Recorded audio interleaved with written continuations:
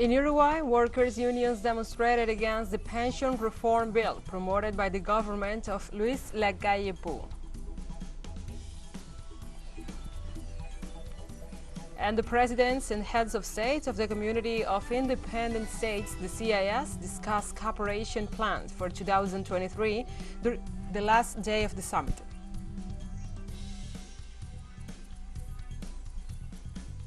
The U.S. President Joe Biden declared an emergency state in the state of New York to cope with the impact of a severe winter storm.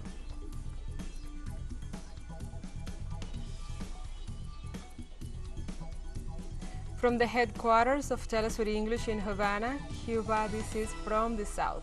I'm your anchor, Gladys Quesada, and now we begin with the news.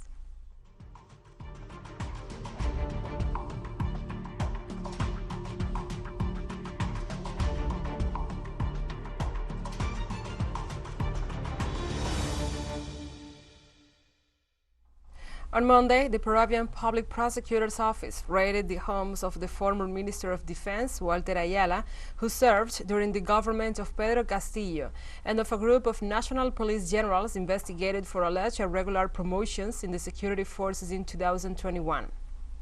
According to the preliminary information, the operation will be part of the investigations against the former minister and other police generals for the case of irregular promotions in the armed forces and the PNP that will have taken place during the administration of former President Castillo.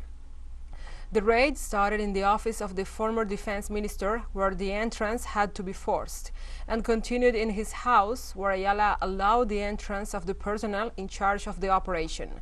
Elements such as a laptop, documents, and a mirror copy of his personal computer were seized.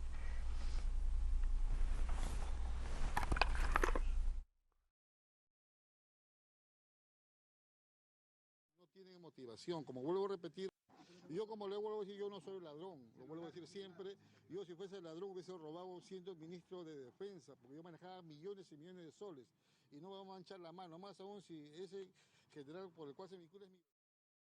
We have other topics. Femicides in Mexico remain a rampant issue. From January to October, in the state of Mexico alone, there were 120 cases of women killed because of their gender. In 2021, the country saw more than 1,000 femicides, second only to Brazil in Latin America, and on average, 10 women or girls are killed daily.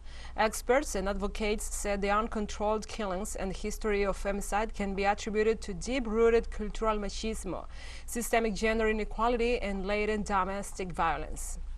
Some states have tried to address the problem by creating prosecutors' offices for gender crimes. Meanwhile, the federal government has declared more than 2,000 gender violence alerts since 2015 at the request of civil society groups.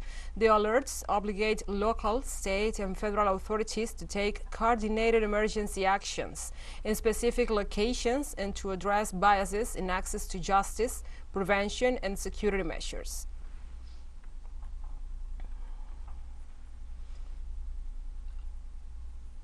On Monday, the Secretariat of Risk Management and National Contingencies of Honduras extended the green alert for another 72 hours due to the proximity of a cold front. The weather alert remains in place in Atlántida, Colón, Cortés, Islas de la Bahía, Santa Bárbara, y Lloro regions. The weather agency said in a statement that a cold air mass was moving across the national territory and also said that the information or the formation of a surface through will affect the north and northwest of the country, with fresh winds from the north, increased cloudiness, lower temperatures, and weak to moderate and scattered precipitation. For the remaining Honduran regions, isolated showers and light drizzle are forecast, while dry weather will prevail in the country's south.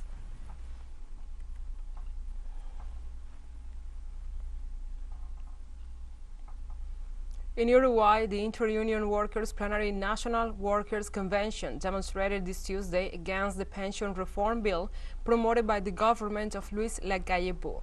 The Workers' Trade Union Center is calling for a comprehensive, solidary, and dignified social reform. The proposal of the retirement bill must be voted in the Senate, where it must count on the majority votes of the parties that make up the government coalition. The protesters reject the official initiative that proposes to work more to retire, but with less income, as well as the cuts to disability pensions, surviving spouses, and other benefits indicated in such reform. On the other hand, they point out that the major reforms must be decided among all and in favor of the great majorities.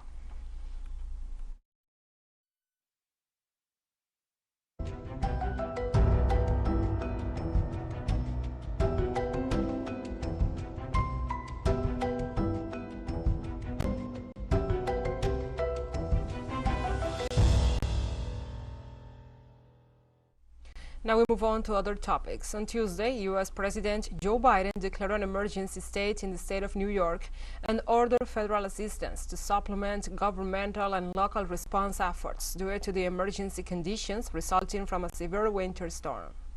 The President's decree authorizes the Department of Homeland Security and Federal Emergency Management agency to coordinate all disaster relief efforts intended to alleviate the hardships and suffering caused by the emergency on the local population and to provide appropriate assistance for required emergency measures authorized under Title V of the Stafford Act to save lives and to protect property and public health and safety, as well as to lessen or avert the threat of a catastrophe in the counties of Erie and Genesee.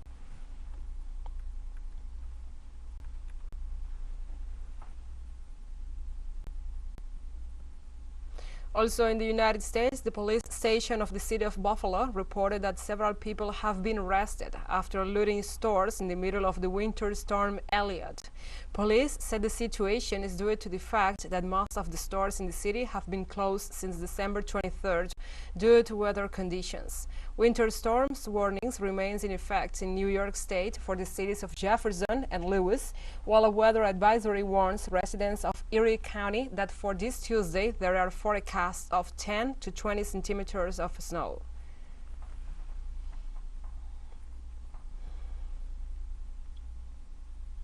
And residents of South Australian towns along the River Murray packed their belongings on Tuesday and evacuated their flooded homes amid record flooding not seen in almost a century, with state emergency service crews saying the levels could still peak for days. State Premier Peter Malinauskas said the volume of water which has been coming down the river was the highest for more than 50 years. Floodwaters have been sweeping down the Murray for weeks, with peaks for towns downstream of Renmark still expected to come. South Australian authorities issued the urgent warning for parts of the river just days before Christmas, after the River Murray's warning levels were raised to the major flood alert level.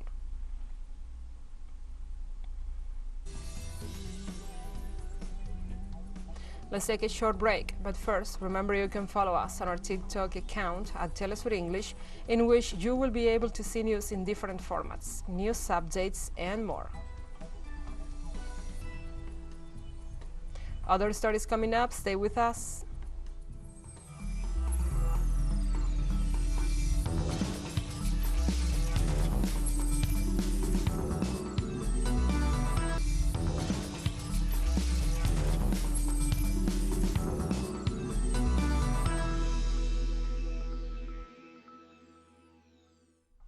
And welcome back. In Russia on Tuesday, the presidents of the countries that make up the Community of Independent States, the CIS, discussed cooperation plans for 2023 during the last day of the summit. During the informal meeting taking place in St. Petersburg, the Russian president affirmed that the CIS states are ready to cooperate for the collective good of the Eurasian region, despite the divergence. In this regard, Putin said that despite its challenges and the threats coming from abroad during 2022, the defense organizations of the community remained articulated. The Russian leader detailed that trade between Russia and the CIS members will reach more than $100 billion by the end of this year, which represents an increase of 6.6%.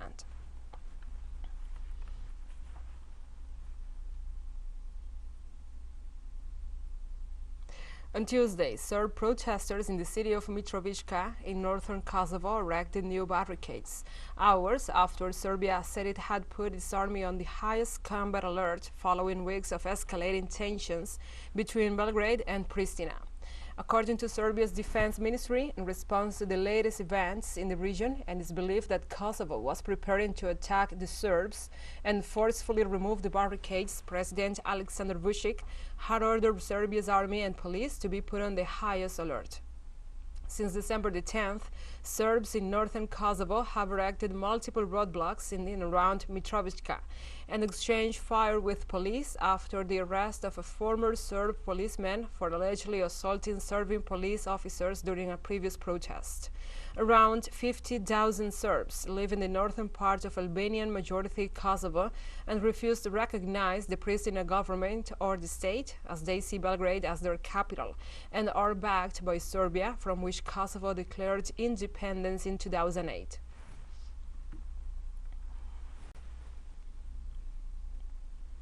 Turkey's government announced the discovery of a new natural gas field in the Black Sea with a reserve of approximately 58 billion cubic meters. The Turkish President Recep Tayyip Erdogan confirmed and informed about the discovery of an enormous deposit that will provide even more economic power to the Eurasian nation. Erdogan's announcement comes at a time when fossil fuels such as gas and oil registered historic price increases following the sanctions imposed by the West on Russia due to the armed conflict in Kyiv. On December 19th, the leaders of Turkey, Azerbaijan, and Turkmenistan held a meeting where they determined a roadmap for the supply of Turkmen gas to Turkey in what seems to be an alliance regarding the energy crisis that is affecting the countries of the European Union.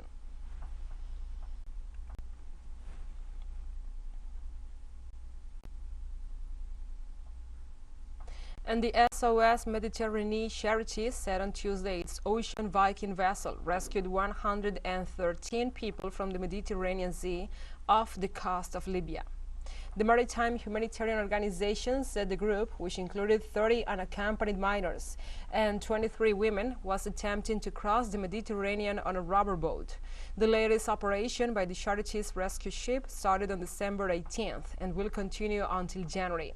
According to Italian authorities, over 100,000 people have arrived by sea in Italy in 2022 as of December 23rd, some 40,000 more than the previous year.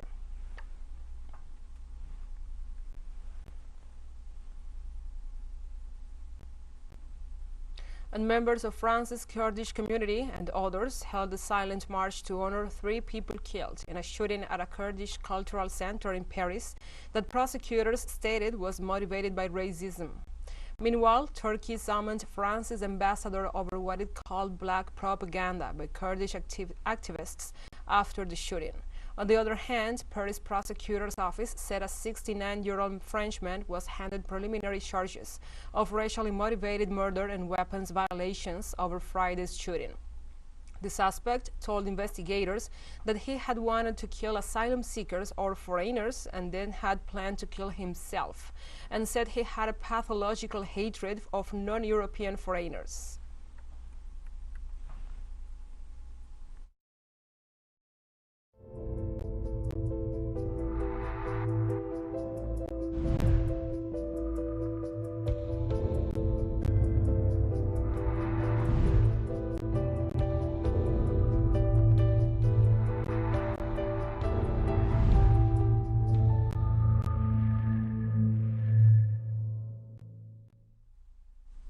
And now we address other topics. On Tuesday, Prime Minister Fumio Kishida announced Japan will tighten its border controls for visitors from China starting December the 30th in response to a surge in coronavirus infections. Kishida said COVID-19 tests will be mandatory for all travelers from mainland China, including those who have been there within 7 days of arrival in Japan. Kishida also announced a cap on the number of flights between Japan and China. The Prime Minister also said the measure is to prevent the influx of the virus in Japan and not intended to stop the movement of the people. Japan has stopped requiring COVID-19 tests for visitors who had 3 vaccine doses.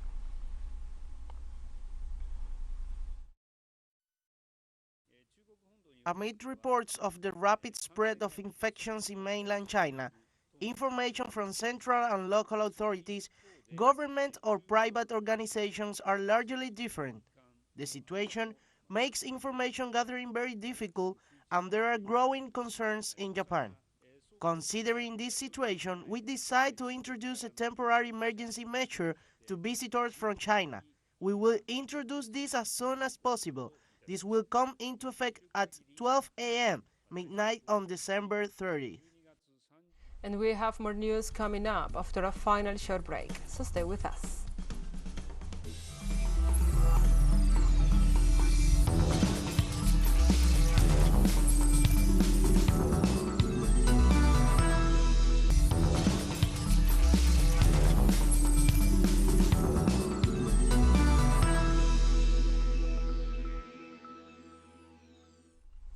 Welcome back to From the South. On Tuesday, South Korea's President Sung Suk-yeol called for stronger air defenses and high-tech stealth drones, while the military apologized for failing to shoot down North Korean drones that crossed the border for the first time in 5 years. South Korea's military scrambled warplanes and attacked helicopters on Monday, but they failed to bring down any of the North Korean drones that flew back home or disappeared from South Korean radars. On Tuesday, the military again launched fighter jets and attacked helicopters after spotting suspicious flight paths at a frontline area. A local county office sent emergency text messages notifying residents of a new batch of North Korean drones, but the military later said it was a flock of birds.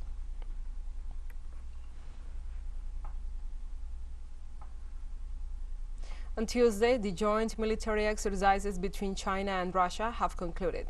The authorities of the two countries described the maneuvers as strategic to strengthen military cooperation and maintain peace in the region.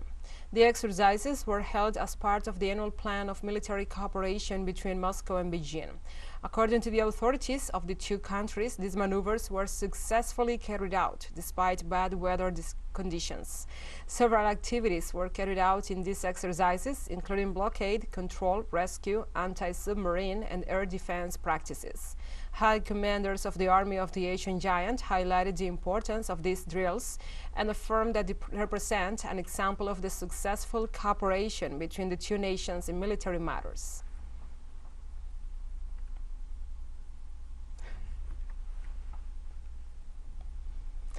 In Southeast Asia, mosquitoes that transmit dengue fever and other diseases have developed a mutation that gives them greater resistance to chemicals. Japanese researchers studied specimens of the Aedes aegypti mosquito in dengue endemic areas, which they exposed to chemicals intended to kill or repel them. The scientists found that those in Vietnam and Cambodia developed a greater capacity for survival. Although the mutation was only detected in these two countries, the researchers warned of its spread to other areas of Southeast Asia, which will pose a serious and unprecedented threat to the control of dengue and other diseases.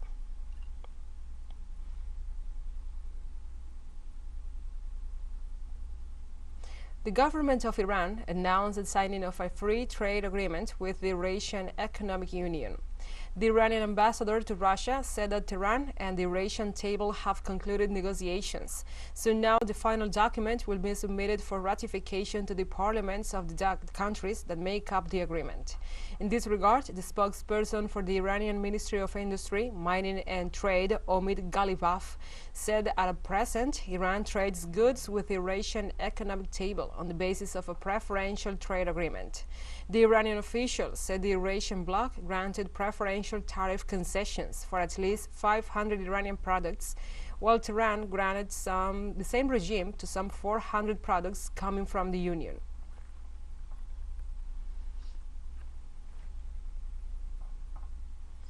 And authorities update death toll in tanker explosion near Johannesburg, South Africa. Initially, the authorities reported 10 deaths, which were later increased to 15 in an update of the figures on Sunday, while on Monday, another 3 deaths were added for a total of 18. It was learned that part of the victims worked at the Tambo Memorial Hospital, where 37 other people were also seriously injured. The magnitude of the explosion caused considerable material damage in a radius of 500 meters, and according to the report, the truck was loaded with 60,000 liters of LPG gas, which conditioned the incident.